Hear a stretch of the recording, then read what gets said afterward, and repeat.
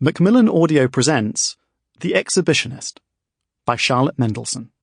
Narrated for you by Juliet Stevenson. For Elaine, Jane, Jean, and Martha, who know. I am glad it cannot happen twice, the fever of first love. Daphne du Maurier, Rebecca. He looked into the hole, and like any hole, it said, "Jump." Susan Sontag, The Volcano Lover. Part 1. Friday, the 9th of February, 2010. After lunch. Chapter 1. Tolstoy was an idiot. This is how he always begins. Then, when somebody responds, laughing or demurring, Ray will say, "All that crap about happy families. It's the unhappy families who are alike. Uptight, cold, ugh." He'll gesture merrily at the havoc, books everywhere, wizened tangerines and cold coffee, heating on full. "Poor bloke had never met us lot. We're famously happy, aren't we? Aren't we? And totally unique."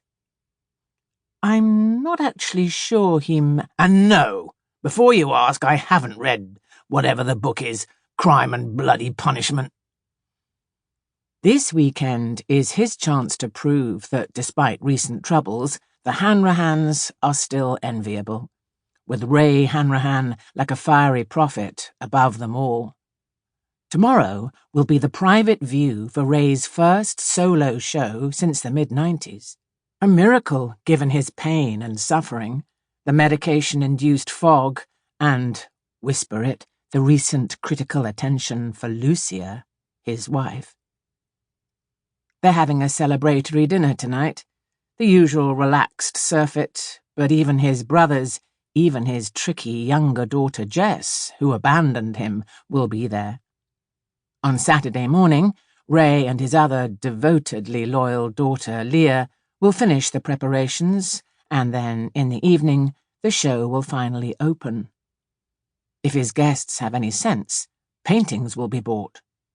Ray's unfairly occluded career will resume, and the Hanrahans' glory days will begin. Please, she is thinking, let it be bad news. Lucia Hanrahan, the artist's wife, is lying on the concrete floor of her own studio, listening to the telephone ring. Her strong forearms are terracotta red. Stone chips and clay clots press into her back. She is trying to be calm, to ready herself for an entire weekend of alert self-containment, of giving nothing away. 2 nights, almost 2 full days of solid dishonesty. But faking it, she has recently discovered, is easier than one might think. She's a much better liar than anybody guesses. She's been doing it for decades. With appalling timing, Lucia has come back to life. The thought of why makes her throat swell, her knuckles ache. Heartache is coming. It is already here. She is beside herself, whatever that means. She needs to focus on keeping tonight's plan straight, not obsess about whether a tiny meeting, even 10 minutes, could be crowbarred in. When will the ringing stop?